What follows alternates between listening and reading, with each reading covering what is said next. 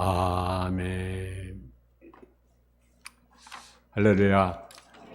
오늘 빌립보서 1장 27절 이하 30절까지 말씀을 가지고 그리스도인과 복음에 합당한 삶이라는 제목의 말씀을 가지고 말씀을 전했습니다. 복음이 무엇이냐는 문제는 대단히 중요한 문제입니다. 먼저 자기 주관적 의미에서 정의가 있습니다. 내가 자유로워지는 것, 또 내가 편안해지는 것, 내가 잘 살게 되는 것, 내 소원을 이루는 것, 자기 중심을 기준으로 복음을 해석하는 것입니다. 그 다음은 하나님과 그리스도의 중심 의미에서 하나님께서 우리를 구원하시는 역사가 바로 복음이라고 그게 정의하는 것이죠. 사도 바울에 있어서 복음은 곧 하나님의 구하는 능력이라는 거죠. 복음은 바로 능력입니다. 복음은 지식도 아니고 철학도 아니고 단순한 진리가 아닙니다. 특별히 고린도전서에서 그는 복음은 지은을 구하는 하나님의 능력이 바로 복음이다.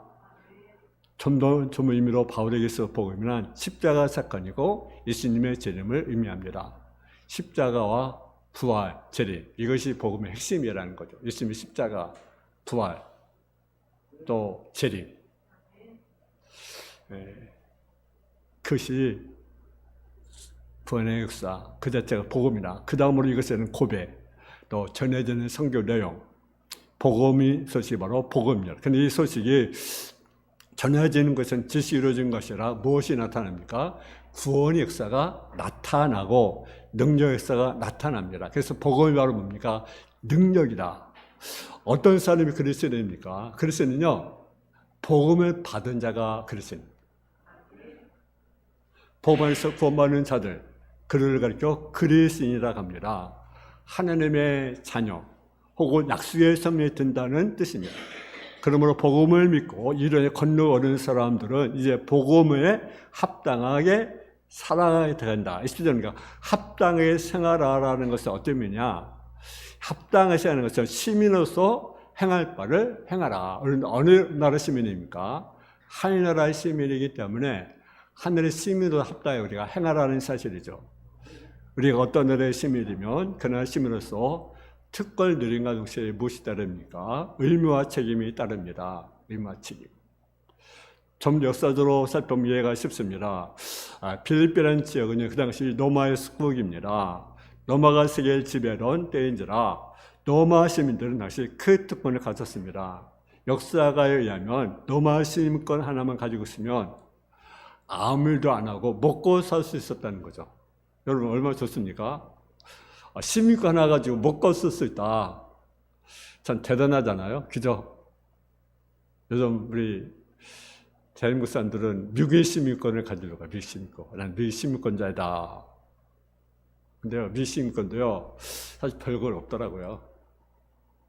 근데 로마 시민권, 시민 하나 가지고 먹고 살 수 있다. 여러분 얼마나 좋습니까? 여러분 그러면 얼마나 좋겠어요. 그죠? 아무 일도 안 하고 먹고 살 수 있어요. 당시 로마는요, 각 나라를 지배해서 많은 노예물을 실어왔기 때문에 그만큼 나라가 부유했습니다. 근데 그들이 호민간에 당선되기 위해서는 유권제 뇌물 줬습니다. 뇌물. 이렇게. 이 나라 우리 정부에 고무신도 이렇게 주고, 그죠?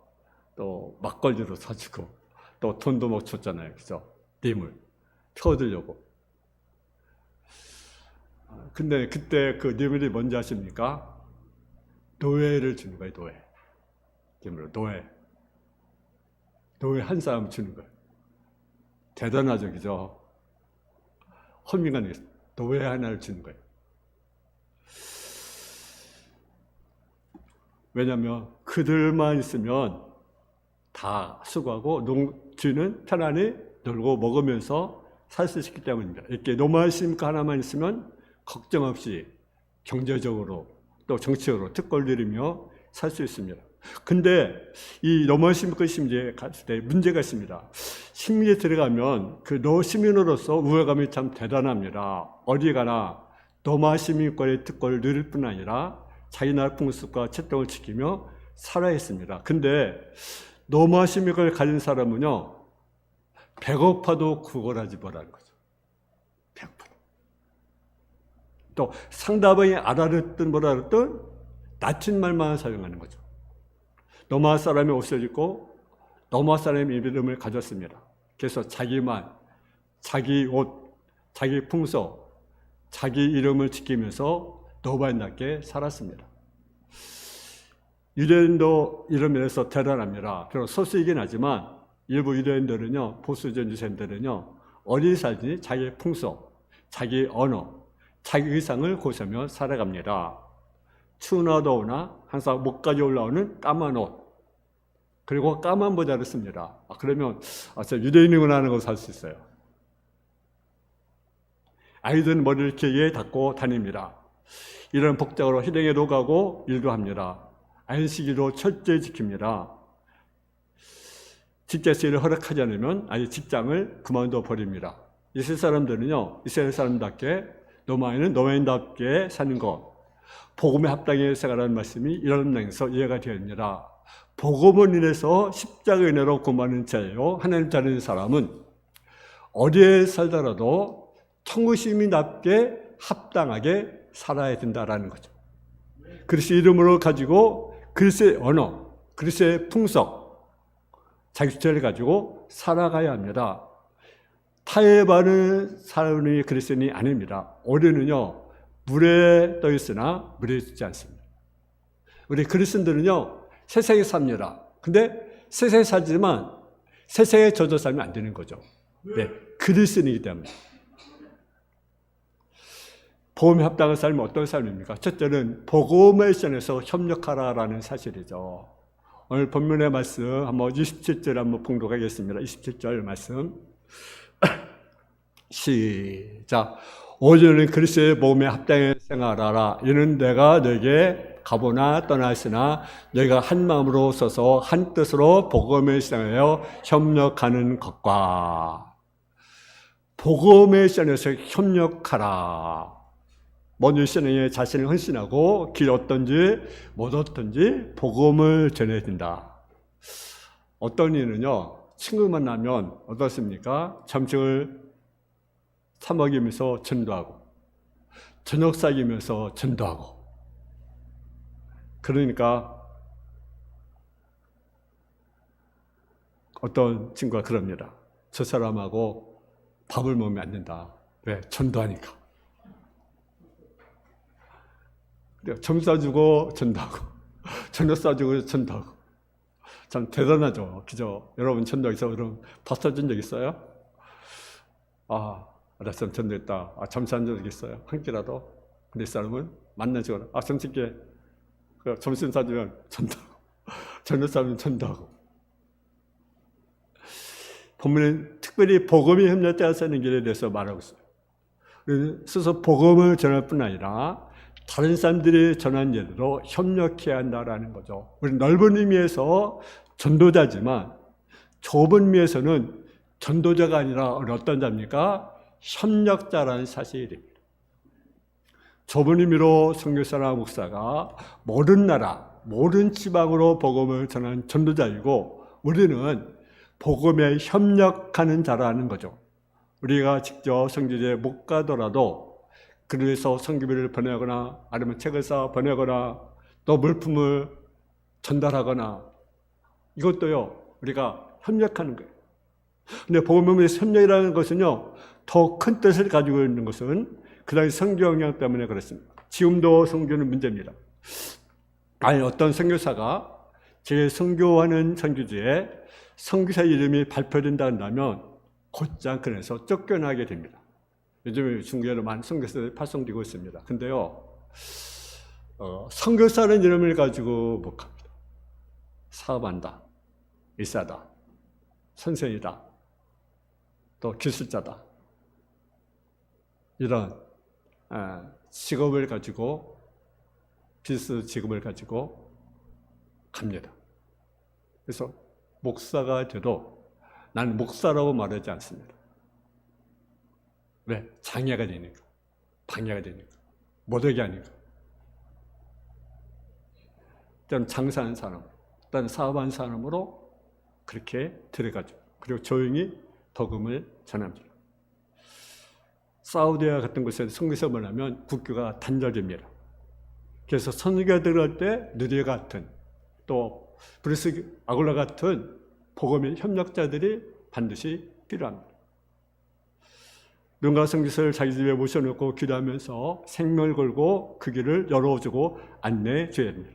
이리로 가면 어디가 나오고 저리 가면 어디가 나오고 이리 가면 사람들이 많고 이런 사람이 적고 이리 가면 위험하고 이건 좀 안전하고 이런 것을 안내해 줄 수 있는 복음의 협력자가 필요한 거죠. 산업을 당시 역시 마찬가지죠. 많은 산업에서 복음의 협력자들이 있었던 것을 우리가 보게 됩니다.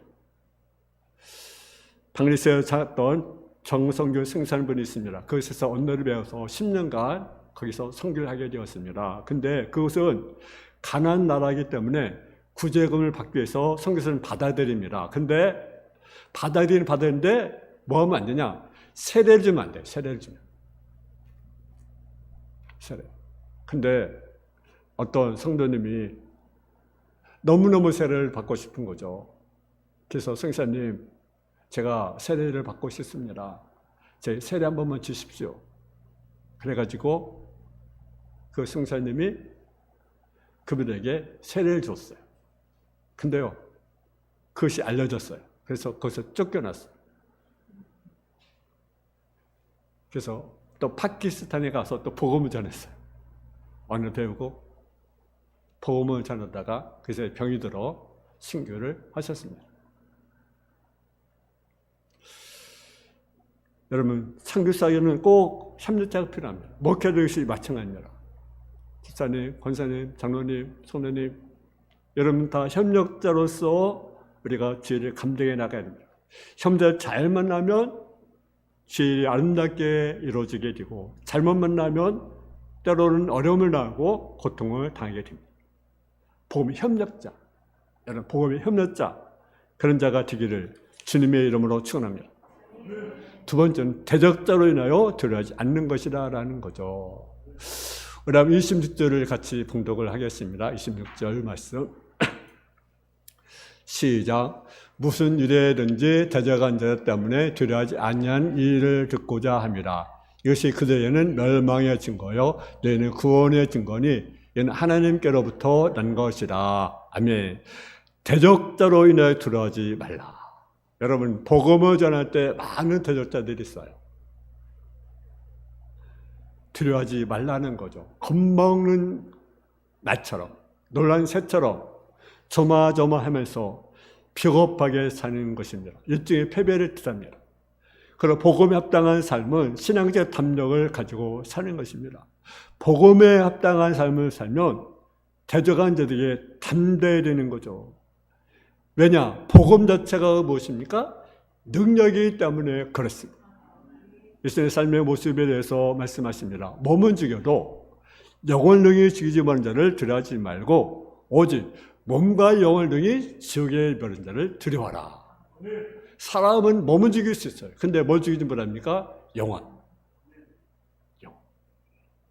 그러니까 두려워하지 말라. 대적자가 있어요. 사로에 숨은 대적들이 있어요. 어려움이 있었어요. 매를 맞고 감옥에 갇히고 들여맞고 수많은 사람이 그를 죽이려고 하고 근데 그런 건데도요 목숨을 걸고 복음을 전했어요. 적어도 복음 협력적으로 사는 사람은요 죽음과 실패를 두려워하지 말아야 됩니다. 우리가 덜못 실패할까 봐 두려워하고 학교에 입시에 떨어질까 봐 걱정합니다. 그러나 최선을 다하는 선교사에게 실패라는 두려움이나 좌절이 없습니다. 왜? 하나님이 도와주니까. 하나님이 함께하니까 두려울 필요가 없다. 여러분, 그래서 너는 가서 모든 민족 제자를 삼아 아버지와 아들과 성령으로 세례 주 내가 너희 분노하는 것을 지켜. 내가 세상 끝날까지 너희와 항상 함께 있겠다. 여러분, 함께 하겠다, 함께 있겠다고 말씀합니다. 두려워하지 마세요. 여러분 때는 수행하면서요 우리에게 어려움을 당할 수 있어요. 왜? 이해하지 못하고 받아들이지 못하고 또 언짢은 일들이 있어요. 근데 두려울 것이 아니라 왜? 언짢은 일이 있습니까? 그러나 상할 받게 될 날이 있을 것입니다. 지금 흥분하고 있어도 시간이 지나면 제 딸이 얼마나 내게 미안한 마음이 들까? 선생님이 나를 저를 오해하고 있지만 그 사라진 다음에 내게 사과를 얼마나 곤란할까? 여러분, 오해받았다고 할지라도 여러분은 속상할 필요가 없습니다. 그렇잖아요. 얼마 지나면 판감나게 되기 때문에 진실은요 드러나게 돼 있어요. 그렇잖아요. 걱정할 것이, 내가 떳떳하다면, 내가 진실하다면 걱정할 것이 없습니다. 기다려야 됩니다. 기다리면 지나면 집사님이 내가 잘못했구나 하는 걸 깨닫게 돼요. 다시 빌보 들어가면 사도 바울이 긴 아이를 고친 것 때문에 문제가 돼서 에메게 감옥에 갇히게 됩니다. 죽도록 매를 받았어요. 감옥에 갇혔어요. 근데 놀라운 일이 벌어졌어요. 어떤 일이 벌어집니까? 구원의 역사. 간수가 회개한 역사. 그 집이 구원받은 역사. 여러분, 만일 감옥에 안 갔으면 간수가 예수를 믿었겠어요? 그가 구원을 받을 수 있겠어요? 하나님은 놀랍습니다. 생각지 않은 일을 통해서 일하십니다. 할렐루야. 여러분, 지금까지 어렵습니까? 고통스럽습니까? 지나면 은혜구나. 하나님의 은혜였구나. 나는 것을 깨닫게 됩니다. 근데 어려운 문제를 보니까 그것만 보니까 우리가 낙심하고 절망하는 거죠. 어려움이 있어도 낙심하지 마시고 기도하셔요. 기도. 주님은요, 우리가 뭐 하기 원하십니까? 대화하기 원하잖아요. 대화가 뭡니까? 기도예요. 기도. 근데 주님과 대화하기를 싫어하면 여러분 되겠습니까? 예를 들어 여러분 만일 데이트를 하는데 여러분 남자친구가 여자친구가 왜 이렇게 빨리 안 가나 라고 하면 여러분 기분이 어떻겠어요? 여러분 어떻겠어요? 예를 들어 데이트를 갔는데 빨리 시간이 갔으면 좋겠네. 상대방이 말 그런다면 어떻게 했어요? 여러분 기분 좋겠습니까? 여러분 어때요? 기분이 안 좋겠죠. 그죠? 여러분 우리가 주님을 대하기 원하는데 여러분 주님 가까이 되지 않겠습니까? 여러분 어려움이 있으면 좋은 일이 있겠지. 밤이 기뻤다는 것은 무엇이 가까웠다는 것입니까? 아침이 가까이 왔다는 거죠. 여러분 성경 보니까 넘어서 보면 밤이 깊고 낮이 가까웠으니 그러므로 우리가 어둠을 벗고 빛에 가볼 수 있다. 밤이 기뻤다는 것은 아침이 가까웠다는 의미입니다. 낮이 가까웠다는 것입니다. 여러분 지금 날씨가 덥습니다. 날씨가 점점 더워집니다. 그러면 점점 더워지면 무엇이 가까워옵니까? 가을이, 겨울이 가까이 옵니다. 할렐루야. 여러분 지하의 밤이 기뻤습니다. 도덕의 밤이 기뻐졌다는 것은 무엇이 가깝다는 것입니까? 예수님이 재림이 가까이 왔다라는 거죠. 여러분 예수님이 재림이 가까이 왔어요. 그러나 그때는 아무도 모르지만 오직 아버지만 아신다. 분명히 가까이 왔다. 이제 보니까요 날씨가요 장난이 아니에요. 어떤 지역은요 케냐 같은 데는요 비가 안 와가지고 마실 물이 없는 거예요. 사람이 마실 물조차가 없는 거예요. 짐승은 그만두고 사람들이 마실 물조차가 없는 거예요. 시내가 마루, 강이 마루. 또 어떤 지역은요 막 눈이 많이 와가지고 기상이변, 이것이 말세의 정죄 중에 하나입니다. 여러분 우리가 두려워하지 마세요. 어둠이 오면 두려워하지 마세요. 문제가 와도 두려워하지 마세요. 누가 함께 하셔요? 주님이. 할렐루야. 마지막 복음에 합당한 삶은요 은혜 중심의 생활이라는 거죠. 고난도 우리는 그새 특권으로 알고 살아가야 된다라는 거죠.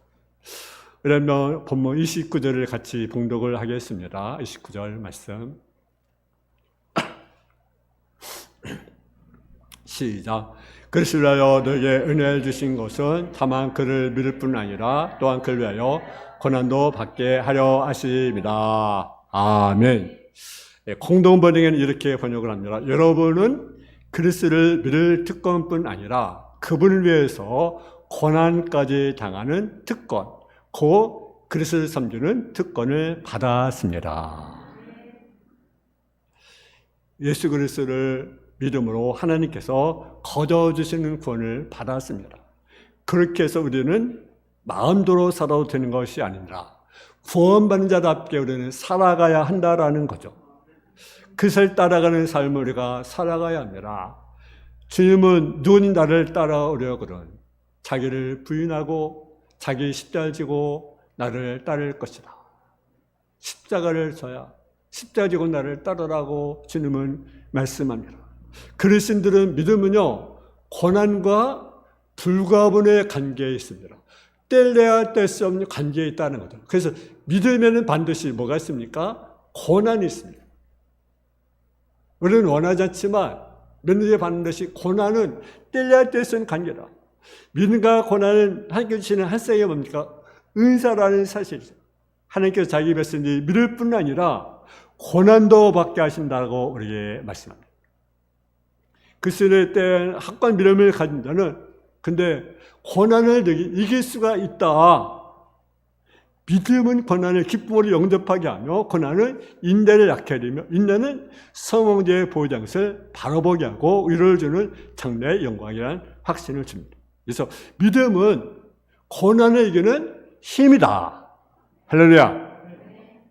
여러분, 그래서 우리는요, 고난이면 기뻤어요. 왜? 앞으로 무엇이 있다랍니까? 영광이 있다라는 사실. 3절을 보게 되면 너희에게 이와 같은 싸움이 있으니 너희가 내 안에 분마요 이제로 내 안에서 듣는 바니라. 바울 사도가 고난의 싸움을 현재 싸우고 있는 것을 빌보 교인들이 듣고 하는 것처럼 이런 고난과의 싸움이 빌보 교인으로 있었다는 사실입니다. 하나님은요, 고난을 통해서 성도의 믿음을 연단시키고 긍휼적으로 뭘 주십니까? 복을 주신다는 사실이죠. 야고보서 1장 2절 3절에 보게 되면 내 형제들과 시험을 만나거든 온전히 기쁘게 여기라. 이는 너희 믿음의 시대에는 인내를 만날 줄 조금 배가니라. 인내를 온전히 이루라. 이는 너희가 온전하여 구배하여 조금도 부족함이 없게 하려 하십니다. 여러분, 예수 믿는 사람들은요, 믿는 자답게 우리가 살아가야 합니다. 살아가야 합니다. 청근시민처럼 살아가야 합니다. 그렇지 않으면 청근시민의 자격이 없습니다. 칭찬과 그러면 영광과 존귀를 얻게 될 것입니다. 복음으로 사는 자는 모든 것을 은혜로 수화합니다. 그렇다면 은혜는 어떻게 이루어집니까?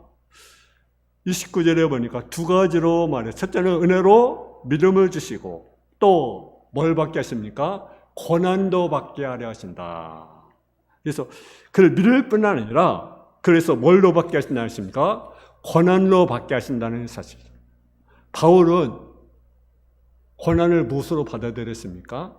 민자의 특권으로 받아들였습니다. 그래서 로마서 8장 18절에 보게 되면 생각컨대 현재의 고난은 장적으로 나타난 영광과 좋게 비교할 수 없도다. 할렐루야. 그래서 고난이 크면 뭐 큽니까? 영광도 크다. 우리는 뭐예요? 자녀. 로마서 8장 17절에 보게 되면 자녀이면 또한 상속자, 하나님의 상속자요. 그래서 함께 상속자니 그와 함께 영광을 받게요. 고난도 함께 받아야 할 것이다. 영광만 받으려 하지 말고 고난을 받지 않으려는 자에는 문제가 있습니다. 고난이 먼저고 고난당하지 않는 자는 영광도 없다는 사실입니다. 어떤 분이 그 박사학위를 받았습니다. 그래서 친구를 잔뜩 모셔놓고 이제 파티를 벌였어요. 파티를 벌였어요. 근데 그때 그의 부인이 학위 받은 것을 굉장히 기뻐해서 하는 말이 오늘부터는 나는 일을 하지 않아도 된다고 말합니다. 왜냐하면 그 남편에서 이 부인이 5년 동안 직장에서요 일을 하고 또 밤에는 와서 그 이제 아르바이트 뭐 타자 치는 요즘에는 뭐 컴퓨터지만 이런 이제 타이핑 이렇게 작업을 해서 이제 돈을 번 거죠. 그리고 남편이 공부하는 뒷바라지 이렇게 해준 거죠. 그래서 뭐까지 받았습니까? 박사학위까지 받은 거죠. 박사 받은 거죠. 남편 그다음 공부한 열심히 한 거죠. 머리 끝나자 그분은 아내와 어머니로 돌아가 이제는 집지에 안 나가도 되고 밤새워 타자기를 들지 않아도 된다고 기뻐합니다. 네, 남편과 고생을 많이 했기 때문에 남편의 박살을 받는 순간에 그 기쁨이 그의 기쁨이 된 것입니다. 그런데 만약 남편이 공부할 때 TV를 보거나 아니면 놀고 있거나 라고 했다면 그런 기쁨을 맛볼 수 있겠습니까? 아니죠. 하나님께 권한을 받았기 때문에 영광도 누리는 것입니다. 그리스도를 위하여 그리스도와 함께 권한을 하지 않는 자는 그리스도와 함께 영광을 누릴 수가 없는 것입니다. 여러분, 우리가 뒤에서 수고했다 한다면 우리는 무엇도 따르게 됩니까? 영광은 따르게 되는 것입니다. 여러분은 복음을 해서 우리가 어떤 일? 협력자. 우리는 뭘 이런 자입니까? 복음을 해서 이런 자입니다. 이래서 협력해서 또 주의를 아름답게 이뤄나가는 저와 여러분 되어지기를 주님의 이름으로 축원합니다. 사랑의 아버지 하나님, 은혜와 사랑에 감사합니다. 우리는 복음에 합당한 삶, 그리스도 복음을 해서 우리가 협력할 수 있는 자들이 들을 수 있도록 인도하여 주시고 또 대적절로 인해서 우리가 두려워하지 않게 하여 주시고 복음을 해서 힘써 일하는 삶의 모습이 되게 하여 주옵소서. 예수님의 이름으로 기도했습니다. 아멘.